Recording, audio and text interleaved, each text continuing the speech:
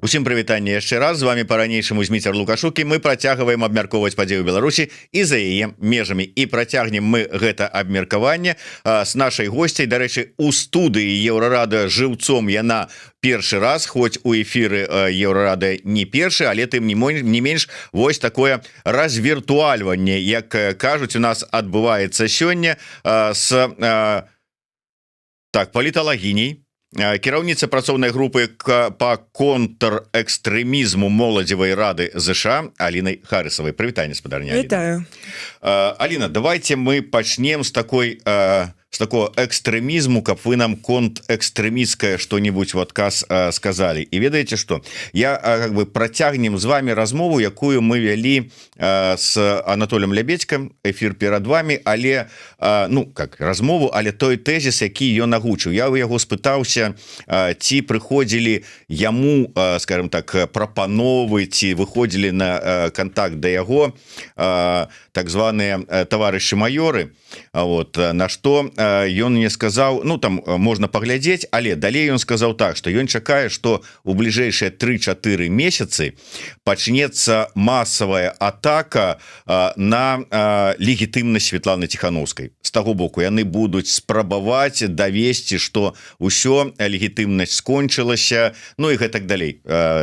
Давайте вось з гэтага моманту і пачнем, ці працягнем размову. А як вы лічыце, ўсё ж таки 9 жніўня легітымнасць выдадзеная, ці, скажем так, пэўны давер, там электаральны цикл уже заканчивается, легітымнасць Тихановскай заканчивается, вот ваше бачанне? Я думала, што зараз будуць пытанні пра КДБшнікаў, ці яны са мной спрабавалі усталяваць контакт, тому што там ёсць таксама цікавыя гісторыі. Але так. Вот мы да гэтага і перайдзем таксама. Добра. Я думаю, што офіс Светланы Тихановскай, яны паклапаціліся пра гэта яшчэ год таму, калі яны умацавалі вось гэты статус нацыянальнай лідаркі. То бок з самага пачатку Светлана ніколі не прэтэндавала на паўнавартасны вось гэты электаральны цыкл займаць пасаду прэзідэнткі. Яна хацела пайсці на паўгады, каб вызваліць палітвязняў, там правесці пэўныя там змены і правесці выбары. То бок, ну, так не адбылося, і ёй замацавалі вось гэты статус нацыянальнай лідаркі. Ніхто, ну, зараз кажацца, канешне, хтосьці там гуляе вось гэтая прэзідэнт, прэзідэнтка і гэтак далей, і гэта добры статус, каб паказваць яе свету, так мовіць, таму што, ну, гэта проста абгрунтоўвае, што за легітымнасць, што за ролю яна выконвае для беларусаў. Але па сутнасці яны умацавалі вось гэты статус нацыянальнай лідаркі. Але ці не падаецца вам, што да, вот таким чынам яны пазбеглі, можа быць, гэтай, ну, скажем так, паставілі абарончыя нейкія сродкі на шляху гэтай атакі, якую варта было чакаць, і пра тое, што можа быць, там ёсць пытаннічкі да легітымнасці пачаліся ўжо колькі часу таму, але вам не падаецца, што самім увядзеннем гэтага, ну, як правильно назваць, статусу, ці там вот такой катэгорыі нацыянальны лідар, яны, той, хто гэта прапанаваў, яны наблізілі яе ці да Лукашэнкі. Бессменны лідар і гэтак далей. У мяне былі такія адчуванні, там гэта не бессменны, там усё ж такі прапісаныя там фарматы, і калі гэта будзе змяняцца, то бок калі будуць нейкія перамены ў Беларусі, у мяне былі такія адчуванні таксама. Але просто трэба разумець, што зараз такая сітуацыя, што нам патрэбна выкарыстоўваць яе легітымнасць для таго, каб дасягнуць пэўных мэтаў на міжнароднай арэне. Унутры Беларусі, ну, я думаю, што людзі яе трошкі інакш усё ж такі успрымаюць не так, як людзі, якія выехалі, не так, як міжнародная супольнасць, і там палітыкі у Еўразвязе і ў Амерыке, але у любым выпадку я бачу гэта так, што перамены ў Беларусі яны не адбудуцца з-за таго, што мы тут робім за мяжы. Яны адбудуцца ўнутры. То бок як яны адбудуцца, гэта мы не можам прадказаць, але мы тут звонку мы не зможам зрабіць тое, што людзі змогуць зрабіць там унутры. То бок зараз задача Светланы Тихановскай і дэмакратычных структур падрыхтаваць усё да таго, каб калі вось гэтае ну вось нешта адбудзецца ўнутры, каб усе механізмы, усе структуры, усе нейкія там шляхі таго, як там дасягнуць нейкіх амерыканскіх, еўрапейскіх палітыкаў, каб ім патлумачыць сітуацыю, каб гэта ўсё спрасціць, каб прапісаць усе там працэсы, як павінна ўсё рэфармавацца ў Беларусі, вось спрасціць гэты працэс, таму што калі зараз гэта не будзе рабіць вось гэта дэмакратычная супольнасць у выгнанні, то мы рызыкуем ці атрымаць 20-й год зноў, таму што тады таксама у нас не было вось гэтага плюса, што былі нейкія палітычныя структуры сфармаваны. Ці мы рызыкуем атрымаць нейкую сітуацыю падобную да пратэсту ў Кыргызстане, таму што яны пратэстуюць, яны не разумеюць, за што яны дакладна пратэстуюць, у іх адбываюцца змены, і пасля яны павінны зноў ісці на вуліцы і пратэставаць, таму што яны не ведалі, што яны хочуць. Яны ведалі, што яны хочуць зменаў, але якіх дакладна яны не ведалі. То бок наша зараз задача тут падрыхтаваць вось гэтыя ўсе працэсы змены, падрыхтаваць усё да зменаў, і калі адбудзецца нешта ў Беларусі, тады ўжо гэта ўсё як перадаць. Вось я бачу, што толькі праблема ёсць у тым, што мы ўсё яшчэ не размаўляем пра нейкія механізмы таго, як перадаваць вось гэтую легітымнасць, калі нешта адбудзецца ў Беларусі. Але пра гэта трэба размаўляць, я думаю, што да гэтага хутка дойдзем. Ну так, каб не атрымалася як з легітымнасцю Рады БНР. Так. Але слухайте, вот вы кажаце, у 20-м годзе здарылася, не было палітычных структур, якія маглі бы ўсё. Слухайте, палітычныя структуры былі. Все гэтыя палітычныя партыі, якія былі, той же самы Лябедзька, які вот толькі што перад вами быў. Я не кажу пра іншыя палітычныя структуры і гэтак далей. Але справа-то ў тым, што тое паўстанне, якое пачалося, і тыя людзі, якія сталі генератарамі гэтага паўстання і удзельнікамі гэтага паўстання, яны ўсе жылі, існавалі і потым выйшлі па-за межамі існуючай палітычнай нейкай там благасферы, умоўна кажучы. Ці тое ж самае будзе і ў нейкі там іншы год у будучым. Тут будзе рабіць там офіс, там ці не офісам ён будзе называцца ўжо да таго часу, а нейкія палітычныя там ці грамадскія там структуры аналітычныя, неважна хто, нешта рыхтаваць. Лябедзька ўсё будзе пісаць праект канстытуцыі да гэтага часу. Што нешта будуць рабіць, а там выйдуць людзі, якіх мы ўвогуле не чакалі, што яны выйдуць. Якія ўвогуле не ведаюць ні пра тую Ціхановскую, ні пра тую Лябедзьку, ні пра Еўрарадыё, ні пра Харысаву, ні пра каго. Яны выйдуць, а потым мы такія скажем: а мы вот тут вам, а яны скажуць: а хто вы такія?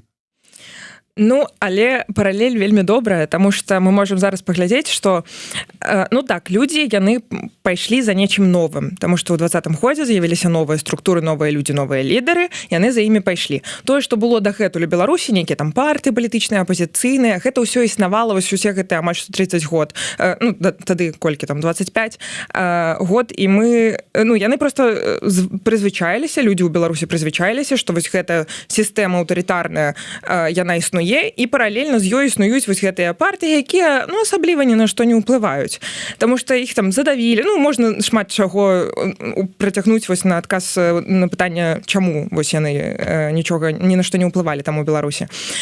Але у 20-м годзе вось здарылася то, што здарылася, і тыя новыя лідары, тыя вось людзі, якія апынуліся рухавікамі гэтага працэсу, яны ж усё ж такі звярнуліся да тых, хто быў у гэтых партыях. То бок Анатоль Лябедзька, ён жа зараз працуе з тымі, хто з'явіўся ў 20-м годзе для нас як лідарамі, у якасці лідараў.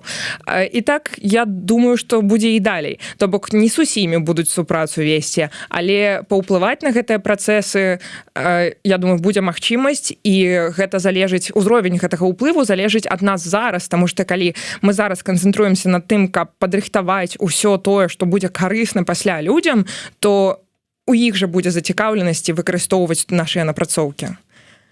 Акурат такі з гэтай нагоды і шмат хто выказвае свае меркаванні. Гары Гаррысон піша: яна смяецца, задача дымсілаў чакаць, пакуль беларусы зробяць усё і падрыхтуюць для іх мягкія крэслы, бо беларусы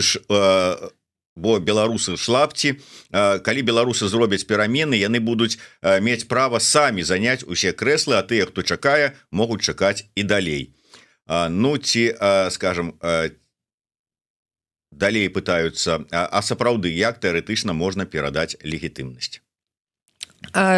Вось тут узгадваюцца крэслы, і вось гэта самая вялікая праблема, якая ў нас стаіць, таму што тыя людзі... Крэслаў на ўсіх не хопіць. Так. І ў палітычным жыцці вось у такіх сітуацыях найбольшую ролю і найбольшую праблему стварае менавіта эга. Таму што звычайна людзі, якія ідуць у палітыку, у іх ёсць вось такі лёгкі нарцысізм, хочацца кудысьці, я не ведаю, там ісці распавядаць, нешта весці за сабой людзей і гэтак далей. У кагосьці гэта ў большай меры, у кагосьці у меншай. І вось менавіта калі кранецца пытанне крэслаў, то вось гэтае эга можа згуляць з намі дрэнны жарт. Але мова не пра крэслы зараз. Тое, што я кажу, гэта мова не пра крэслы, гэта мова пра тое, каб усё падрыхтаваць.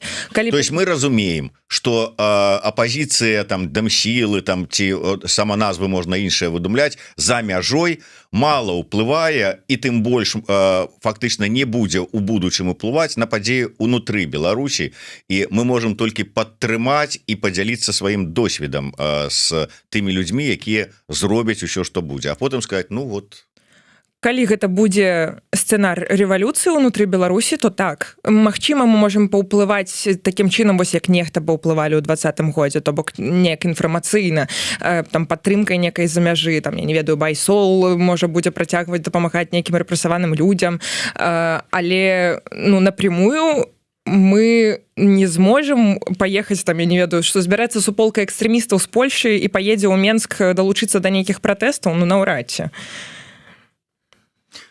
Аліна, але ўсё ж таки вы рэфлексавалі з таго, што адбылося ў 20-м годзе. Вы зразумелі для сябе, чые былі і якія галоўныя памылкі, што ўсё ж таки пры тым уздыме, які быў на той момант, нічога не атрымалася? Я так не люблю, вось калі гісторыю у саслагательное наклонение. Мы не саслагательное, мы не кажам, а што было б, калі б. Мы кажам, хто вінаваты у тым, што гэта не адбылося. Мы не можем вызначыць аднаго вінаватага. То бок просто, я лічу, што, канешне, найбольшую ролю згуляла тое, што, па-першае, гэты рэжым, ён існаваў столькі год, то бок нават калі там новы дыктатар прыйдзе ў Беларусі, яго не будзе такога ўплыву на вось усе гэтыя сілавыя структуры. Там вельмі вялікі вось гэты культ асабістасці менавіта ў структурах сілавых выпрацаваны. І другое, падтрымка Расіі. То бок гэта для мяне самыя вялікія такія фактары. Калі б не было падтрымкі Расіі, то, напэўна, было б нашмат больш шансаў. Я так лічу.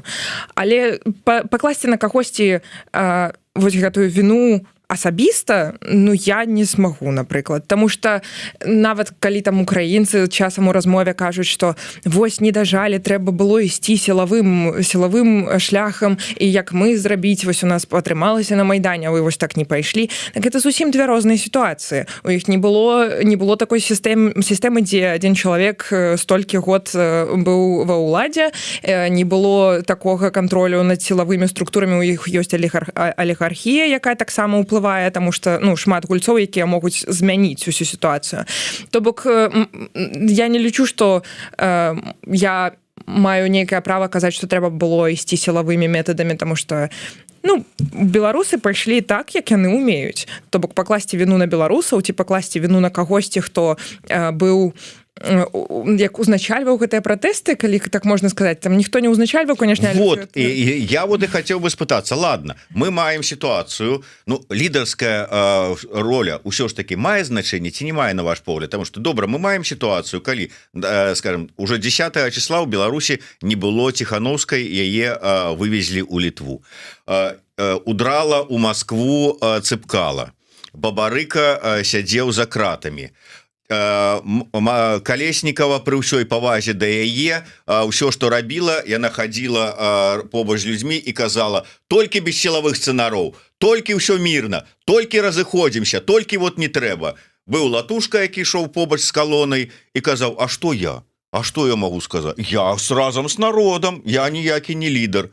І ўсё. І былі ўзгаданыя вамі падлеткі 20гадовыя з Варшавы, якія: а сёння мы неверагодныя, ідзем туды, а заўтра мы афігенныя, ідзем сюды. І ўсё. То есть, можа быць, пытанне ў тым, што ні ў каго не знайшлося таго, хто мог бы ўзяць на сябе адказнасць і лідарства? Па-першае, я хацела сказаць, што Марія, я думаю, што вельмі добра рабіла, таму што калі б гэта ператварылася ў гвалтоўны пратэст, то мы пабачылі нашмат больш гвалту ў адказ. Але лідарства яно важнае.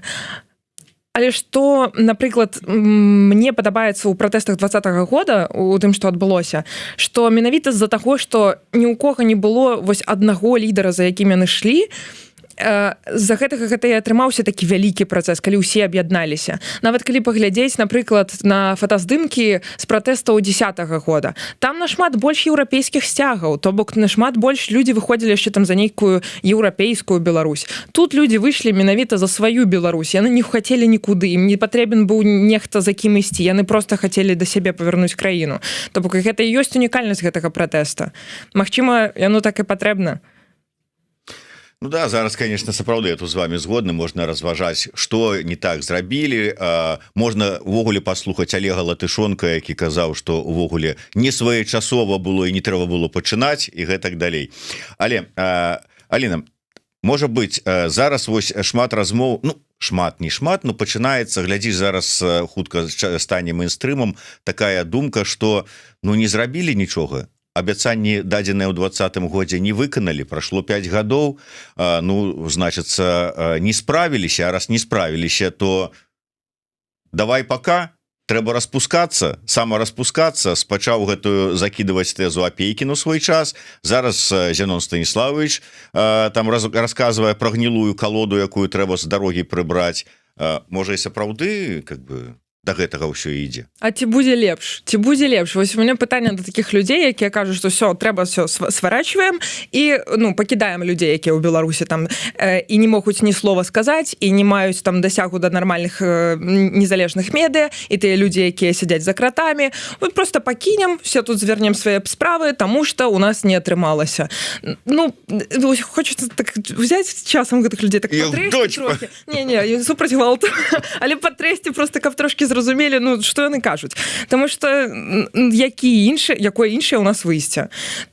Тыпу, як заўгодна можна адносіцца да Святланы Ціхановскай, але нават яна кажа, што ну, у мяне няма іншага выбару, таму што ўжо адбываецца ў Беларусі тое, што адбываецца. То бок назад, адысці назад і сказаць зараз все, я ауфідерзейн, больш не хочу гэтым займацца, ну, няма такога выбару. Што рабіць? Вот ёсць варыянты бачання у гэтай сітуацыі, пры тым, у якой сітуацыі мы апынуліся, беларусы, я маю на ўвазе, як у Беларусі, так і за мяжой. Што рабіць? Вот ёсць нейкія ўсё ж такі варыянты, стратэгіі? Выжываць? Выжываць, клопаціцца пра сваё ментальнае здароўе. Але так агулам проста абіраць тых людзей, за якім хочацца ісці, дапамагаць ім, таму што гэта адное, адзінае, што мы можам зрабіць, знаходзячыся тут. Але яшчэ важны пункт гэта я ведаю, што вы часта гэта таксама ўзгадваеце ў эфірах пра адарванасць беларусаў за мяжой і беларусаў, якія ў краіне знаходзяцца. Вось пры ўсёй, вось як можна больш рабіць для таго, каб не адарвацца ад тых людзей, якія ў Беларусі, размаўляць з імі, магчыма, штосьці тлумачыць, магчыма, проста, калі нават яны маюць нейкае іншае меркаванне, проста пытацца, як у іх жыццё. Я люблю, напрыклад, стэлефанавацца з кімсьці і вось не распавядаць ні пра палітыку, нічога не пытаць, але проста спытаць, а як на працы справы? І яны пачынаюць самі дзяліцца вось гэтым болем, які ў іх накапіўся, там, што да іх прыходзяць, просяць нейкія там паперы падпісваць, што да іх прыходзяць нешта там кантралююць, пагрозы і так далей. Ну, про гэта можна не пытацца, але проста дазнавацца пра гэтыя навіны. І, ну, гэта зробіць, я думаю, што калі гэта так рабіць, то гэта будзе толькі на карысць у будучыні, таму што гэта проста паменшыць гэтую прорву паміж беларусамі. Вам не падаецца, вот мы зараз тут падыходзім паступова да таварыша майора, вам не падаецца, што чым далей, ну, па-першае, і час, і стомленасць, і неабходнасць вырашаць сваё пытанне, але з другога боку і пагрозы, якія пастаянна сыпяцца адтуль ад спецслужбаў у бок нават тых, хто знаходзіцца за межамі Беларусі, яны яшчэ больш людзей адвядуць ад нейкай актыўнасці, не толькі палітычнай, а можа нават і грамадзянскай актыўнасці, і па выніку застанецца, ну, толькі невялікая колькасць людзей, якія будуць працягваць там нешта там нагадваць, але гэта ўжо не будзе мець вялікага значэння. 100% гэта паўплывае. 100% я бачу, што нават навіны пра нейкія правакацыі на маршы тут у Варшаве, там на іншых маршах, што людзі прыходзяць там нейкія здымаюць людзей, якія ўдзельнічаюць у нейкіх сустрэчах беларусаў, ці што людзей там вербуюць, яны прыязджаюць на нейкія мерапрыемствы, хтосьці там, я не ведаю, зарядкі нейкія дае, якія могуць выкачаць нейкія дадзеныя з носьбітаў. Але людзі гэтага баяцца, таму яны спрабуюць неяк пазбегнуць, і гэта 100% ўплывае на тое, што людзі адыходзяць ад актывізму, людзі стамляюцца ад таго, што яны чытаюць навіны, яны не хочуць больш гэтага рабіць, яны вось клапоцяцца пра сваё ментальнае здароўе, але гэта сумна, але галоўнае, каб проста людзі не гублялі я б нават не сказала надзею на лепшую Беларусь ці там надзею на дэмакратычную Беларусь, але просто разумелі усе праблемы, якія зараз ёсць у Беларусі з-за таго рэжыма, які там існуе. Таму што гэта просто спрацуе ў пэўны момант, нават калі яны адыдуць ад актывізму, гэта спрацуе ў пэўны момант, таму што ім не падабаецца тое, што ў Беларусі. Патрэбна шукаць альтэрнатыву. Калі з'явіцца, калі нешта выбухне, яны стануць на патрэбны нам бок. Ну, зараз прыйшоў момант, каб расказаць, што вас звязвае з таварышам маёрам. Бо тут ужо і Лябедька расказваў, як не на яго наўпроста на людзей вакол яго выходзілі. Кавалеўскі расказаў, як выходзілі. Да мяне выходзілі людзі з дыаспар, з народных амбасадаў, расказвалі, як на іх выходзяць і ціснуць. У вас што? У меня насамрэч вось нейкія прямыя кантакты, калі былі, то на мяне не ціснулі. Мне спрабавалі напісаць там праз Facebook, праз Telegram, прапанаваць нейкую супрацу, прапанаваць... Прытым, гэта дзіўна было, таму што я нават калі не адказвала, яны там пісалі вось гэтыя лонгріды пра тое, што нам проста патрэбна ваша аналітыка, нічога больш. Я кажу, я вось аднойчы адказала і кажу, так вы ўсё прачытайце ў Гугле. Тыпу, я не скрываю нічога. Яны такія, не, гэта іншае, а мы вам за гэта прапануем, каб вы прыехалі ў Беларусь. Я кажу, не дзякуй. І аднойчы, я пасля ўжо пачала ігнараваць, але ў мяне ў Тэлеграме напісана, што калі я вам не адказваю, у меня няма паведамлення ў Тэлеграме, у соцсетках, то калі я вам не адказваю, то просто патэлефануйце, кіньце глухаря. Я ў Сілоўні займаюся, і мне тэлефануе вось адзін контакт з контактаў КГБшнікаў, якія мне пісалі. Я так спужалася, і я заходжу ў гэты дыалог, кажу, а гэта вось менавіта пасля гэтага скандалу з гольфамі было. І тады Азарёнак нешта там пракаментаваў, і я кажу, гэта мне нік быў Васіль Петрович, ці неяк так, я кажу, што, Васіль Петрович, што ж вы робіце? Прям пасярод майго падыходу. Зламаю ногі, так не будзе чого Грышы каментаваць. І ён такі, ой, прабачце. Не будзе на што гольфы нацягнуць, но... І ён такі, ой, прабачце, добрый тренировки. І на наступны дзень спытаў, як я патрэніравалася. Я ўжо там не адказвала, таму што гэта дзіўна выглядае, таму што яны неяк вельмі па-сяброўску спрабуюць са мной звязацца, напісаць нешта там прапанаваць, і вось менавіта паездкі ў Беларусь. Паездкамі ў Беларусь заманьваюць. Але мне зразумела, што гэта ўсё проста правакацыя чыстай вады. Што вы параіце ў гэтай сітуацыі рабіць? Таму што хтосьці уступае ў камунікацыю, там я даведаюся, што ж яны ўсё ж такі хочуць, якія мэты пераследуюць, там ці я там зараз навадказ там патролю, а можа гэта скончыцца ўсё ж такі чымсьці не вельмі прыемна. Вот як вы параіце, што рабіць у этой сітуацыі?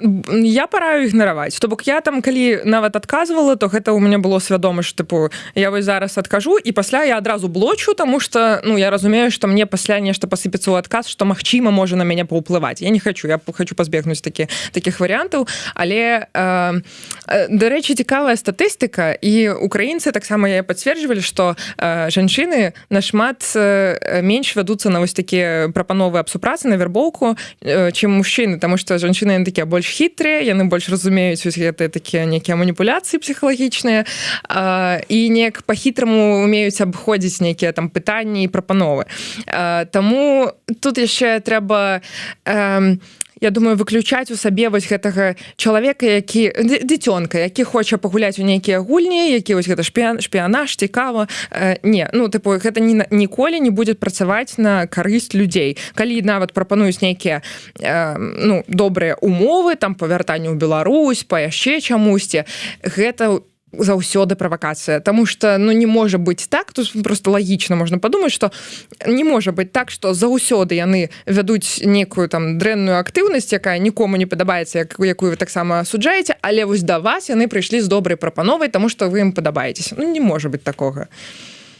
Да, вот тут некаторыя кажуць, што не трэба з імі размаўляць, тым больш голасам, а то запішуць ваш голас, намантуюць невядома што, і там будзе ж якой-нибудь, умоўна кажучы, ваше прызнанне в любві Лукашэнку. Так, я ведаю. Але ну, я думаю, што яны яшчэ штучны інтэлект могуць выкарыстоўваць, таму і вас могуць намантаваць, што вы нешта кажаце, там што дастаткова гадзін, дзе вы размаўляеце, можна скарміць штучнаму інтэлекту.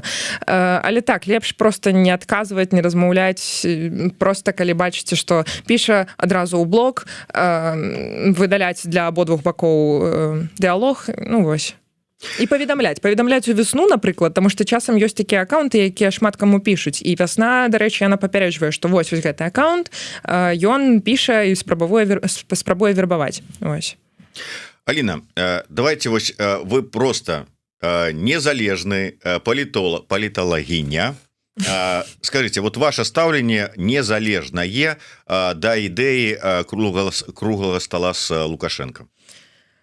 Я уже выказывалася на гэты конт, ён павінен адбыцца. Другое пытанне, што там можа абгаворвацца. Але я не бачу магчымым сцэнар, дзе будзе круглы стол, дэмакратычныя сілы і рэжым Лукашенко. Гэта больш верагодна праз нейкіх пасрэднікаў. Гэта просто вельмі шмат, што страціць рэжым, калі ён пагадзіцца на вось такія перамовы на круглы стол напрямую з дэмакратычным рухам. Таму што ён просто адным вось такім рашэннем скасуе усе свае там намаганні дэлегітымазаваць вось гэты рэжым. Не рэжым, дэмакратычны рух.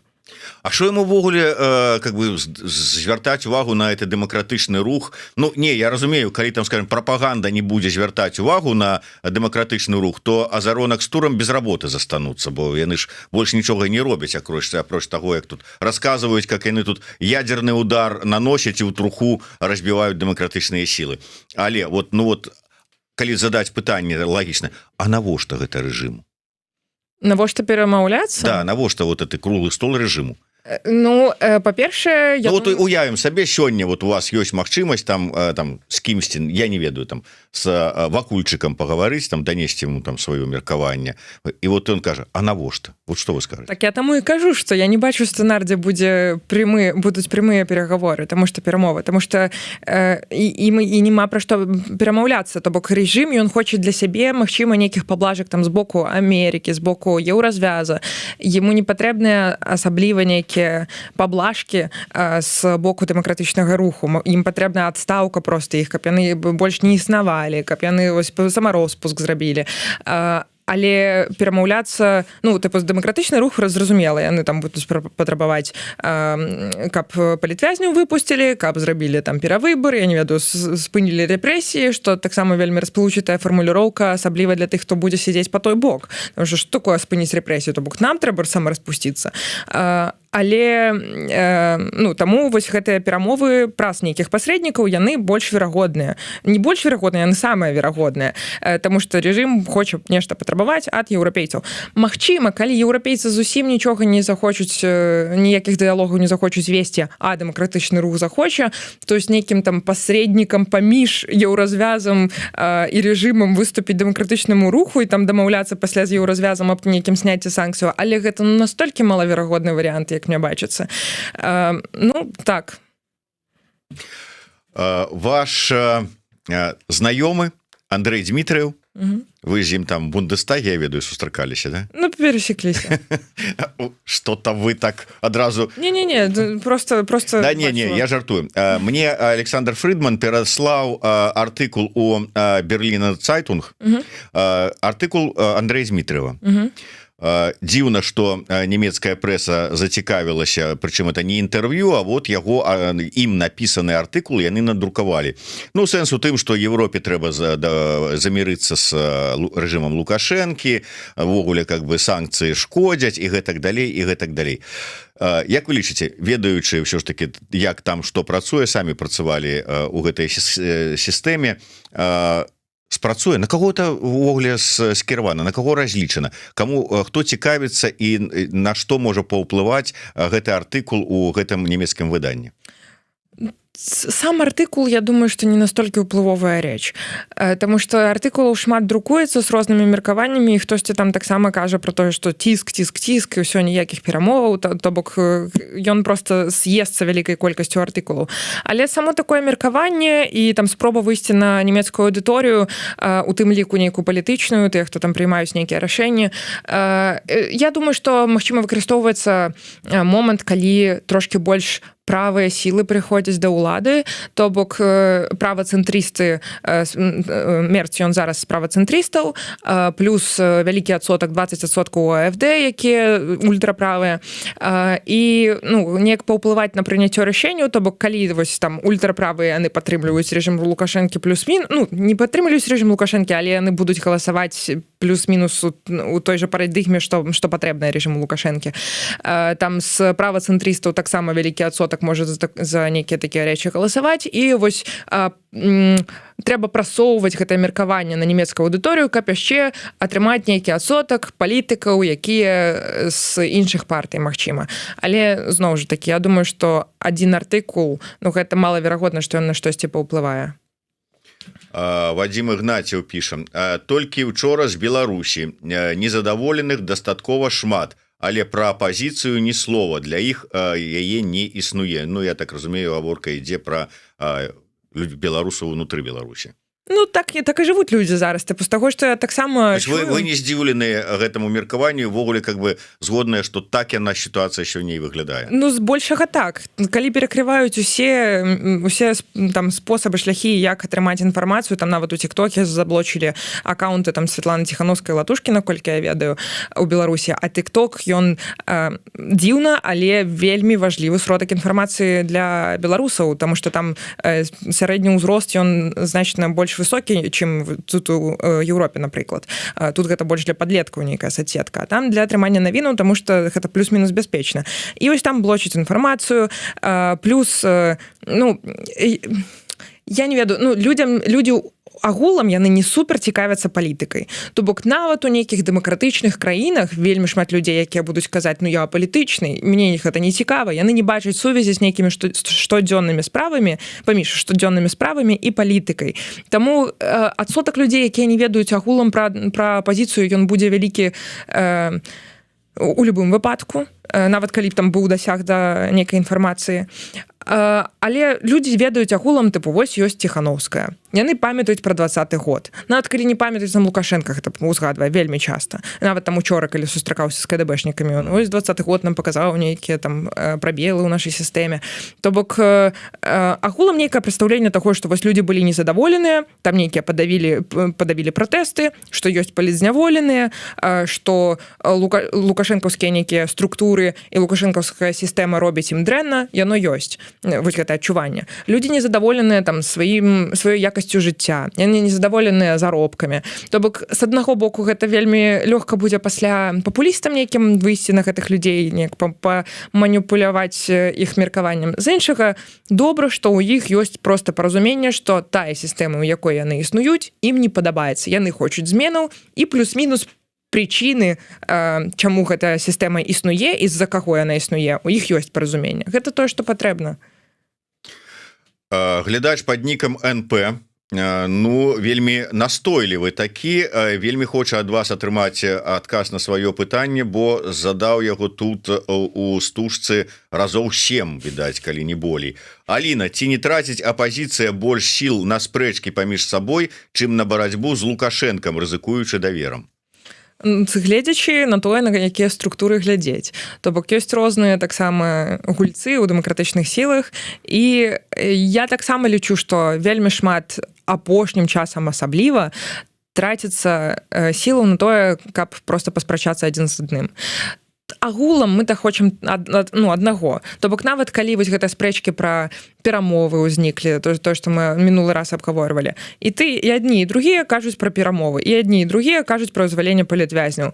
Хтосьці там штосьці кажа пра ціск, але ціск можа разумецца рознымі спосабамі. І трэба проста працаваць над нашай мэтай, а не шукаць вось чаму адныя дрэнныя, а другія плохія. Ёсць адна агульная мэта, за ёй трэба ісці. Апошнім часам, я думаю, што гэта таксама спрыяе гэтаму тое, што мы знаходзімся не ў Беларусі. Таму што самім сабе нейкай вось збалаціць як это воду, ці як это кажацца, што просто сумна жыць людзям, нема вось тут Лукашэнкі пад бокам, каб на яго нейкія там правакацыі навесці, не так шмат ёсць шляхоў, як гэта зрабіць за мяжы, то вось адзін з адным паспрачаемся. Да Лукашэнкі я не дацягнуся, яго вот прямо зараз не перамагу, але тут вот побач Тихановская ходзіць, дай-ка я яе з ёй пазмагаюся. Так, вось она сказала 10 словаў, я не згодзін з адным з 9. Всё, трэба у адстаўку. А что ж вы хотите? У Европе живем, вон там человек не тое троху зрабіў і в адстаўку, а глядзіш следам за імі ўвесь урад. Глядзіце, з іншага боку, так гэта добра, таму што дыалогі і спрэчкі гэта таксама добра. І у любым выпадку, калі мы хочам нейкую дэмакратычную Беларусь будаваць, трэба проста разумець, што гэтыя спрэчкі яны нікуды не дзенуцца. То бок у нас не будзе нейкі дэмакрат, які пабудуе дэмакратыю адзін і ўсе пойдуць за гэтым дэмакратам. Гэта будзе шмат меркаванняў, гэта будуць спрэчкі, і мы павінны да гэтага прызвычаецца. Таму што інакш мы не можам выпрацаваць нейкую як ультыматыўны шлях я не ведаю, да таго, як нам прыйсці да гэтай новай Беларусі. Таму што толькі калі адзін чалавек кажа сваё меркаванне, усе астатнія яны неправыя, гэта таксама ж так не робіцца. Гэта вось будзе Лукашенко 2.0. Калі ёсць спрэчкі, мы адзін аднаго чуем, у нас ёсць усе шляхі, як выказаць гэтыя свае незадаволенні, там пачынаючы ад чата рэфарматараў і скончваючы медыа незалежнымі, то ці там сваімі асабістымі соцсеткамі, то гэта ж добра. Вот пра чуюць, не чуюць, але на такім міжнародным узроўні. Як вы лічыце, ось умоўна кажучы, ездзяць прыхільнікі змены стратэгіі і пачатку перамоваў з Лукашэнкам па еўрапейскіх сталіцах, сустракаюцца з еўрапейскімі лідарамі, кажуць, што дзеля вызвалення палітвязняў, можа быць, варта ўсё ж таки пачаць перамову з Лукашэнкам. І пакуль ніякага выніку я не бачу вот з еўрапейскага пункту гледжання.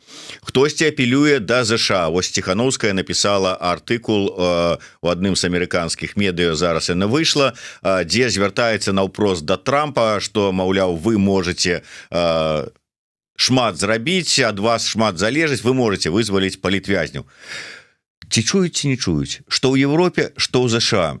Ці беларусы нешта там гавораць, а ёсць свае нацыянальныя інтарэсы, і мы, конечно, там вам спачуваем, мы, конечно, як это любіць у Европе казаць, выказваем заклапочанасць, але знаете что, как-то у нас ёсць сваё, там вот што мы на першае хацім вырашыць і што зрабіць. Канешне, усе ўрады яны будуць свае праблемы на першае месца ставіць. То бок гэта не тое, у чым мы можам іх абвінавачваць, але я думаю, што тут яшчэ такая сітуацыя, што Амерыка, яна, напрыклад, можа больш паўплываць зараз просто з-за таго, што ў Еўропе нашмат больш фактараў, якія ўплываюць на вось гэтую нейкую стратэгію агульную у дачыненні да рэжыму Лукашэнкі.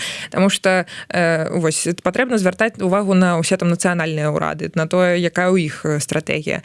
Патрэбна, каб Еўропа яна агулам займала больш такую радыкальную пазіцыю з самага пачатку, чым Амерыка. І плюс Амерыка вельмі непрадказальная зараз. У іх сёння ён можа там пахваліць Лукашэнку, заўтра можа сказаць, што ніколі не будзе супрацоўнічаць з ім. Я кажу пра Дональда Трампа. І таму Еўропа яна проста назірае за гэтым працэсам зараз, асцярожна назірае. Плюс у Еўропе вельмі забюракратызаваныя ўсе ось такія прыняцці рашэнняў. Гэта мінус, гэта нам не робіць добра, але гэта частка ўсіх дэмакратый, таму мы не можам нічога супраць гэтага казаць. Так, зараз вернусь. Это по ЗША, по Европе, то есть, да, вот. Так дзесьці можа і чуюць, але дзеля беларусаў і дзеля вырашэння беларускага пытання дзесьці ахвяраваць сваімі інтарэсамі і ісці супраць свайго выбарца ніхто не будзе. Думаю, што збольшага так, але ёсць яшчэ рэчы, якія ўплываюць на гэтае рашэнне. Таму што нават у міжнароднай, то бок ёсць нейкія розныя накірункі працы там у еўрапейскіх структур, у там нацыянальных урадаў, і міжнародная палітыка, і яна заўсёды ідзе асобна, там асобныя працоўныя групы па гэтых накірунках і так далей. І калі пытанне касаецца вось гэтага нашага рэгіёна, на яго глядзяць не проста як на Беларусь. Беларусь там не суб'ект, яна больш як такі аб'ект разглядаецца, таму што тут Расія, а тут яшчэ і вайна Расія-Украіна, і яны, я думаю, што вельмі бяруць ва ўвагу рэакцыю з украінскага боку пры любых узаемадзеяннях з Лукашенко. Таму што гэта таксама будзе не самая пазітыўная рэакцыя, калі яны пайдуць на перамовы з вось дыктатарам, які тут побач з Пуціным, і калі яны пачнуць нейкія паслабленні санкцыйныя, таму што гэта таксама шлях для Расіі, каб неяк выкарыстоўваць тэрыторыю Беларусі і там юрыдычна выкарыстоўваць Беларусь для там абыходу сваіх нейкіх санкцый, каб там да іх вазілі вось гэтыя крэветкі беларускія і так далей. Так, таму яны вось гэта бяруць ва ўвагу у першую чаргу Украіну, таму што Украіна зараз у нашым рэгіёне яна гуляе самую вялікую ролю. І ўсё ж, Аліна, мне цікава ваше меркаванне наконт змены стратэгіі і можа быць з аднаго боку дзеля вызвалення палітвязняў, з другога боку можа быць для таго, каб палегчыць жыццё беларусаў у Беларусі. Размова ж ідзе пра што? Вот зараз вельмі складана атрымаць візы. Зараз вельмі складана некуды даехаць, нема ні авіа, там ні чыгуначных вось гэтых усіх магчымасцяў і маршрутаў. Я ўжо не кажу там пра нейкія там санкцыі, якія кладуцца на тавары, якія ніякім чынам не б'юць па кішэні там ці там па чымсьці там Лукашэнкі. Там умоўна кажучы, там любіў Кныровіч расказваць пра санкцыі на туалетную паперу і там на секонд-хенд, але ёсць там таксама санкцыі там на пральны парашок, умоўна кажучы, там ці яшчэ там на нешта такое, там на каву, там на іншае, што патрэбна, аблягчыць людзям жыццё. Я ўжо не кажу пра моладзь, якой зараз вельмі складана паехаць вучыцца на захад.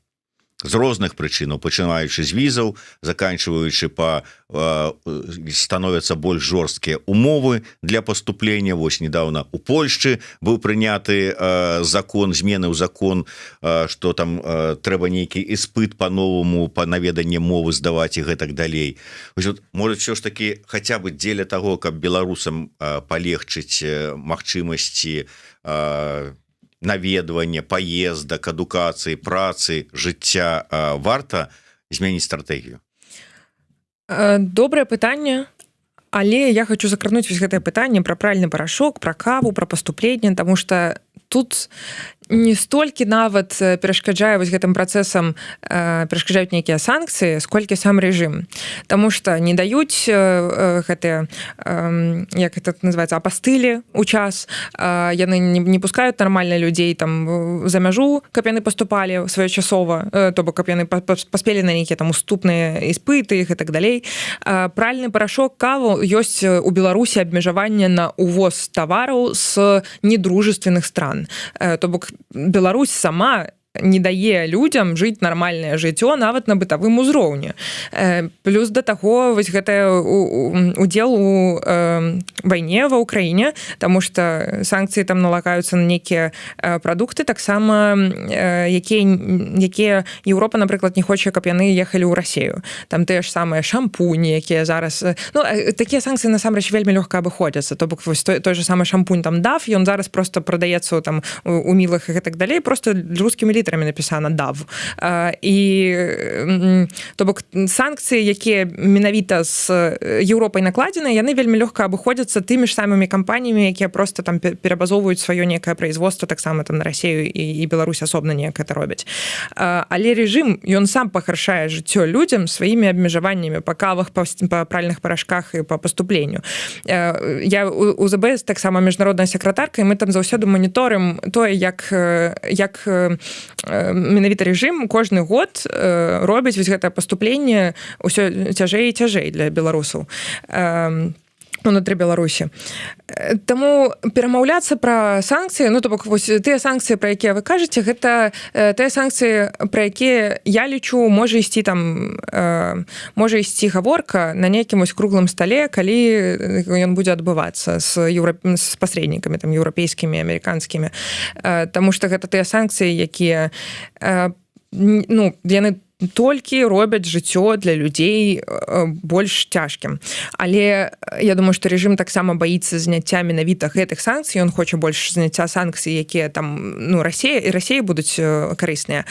А зняццё вось такіх санкцый, якія адкрыюць дасяг да Еўропы зноў, ён іх баіцца, таму што таксама адной з прычынаў вось таго, што адбывалася ў 2020 годзе, людзі называюць тое, што беларусы яны еўрапеізаваліся. То бок мы ўсе ездзілі ў Беларусь, атрымлівалі візы, вось тут у нас 3 суседа, было даволі лёгка, Украіна таксама, ну, не ў развяз, але ўсё ж такі такая больш еўрапеізаваная краіна.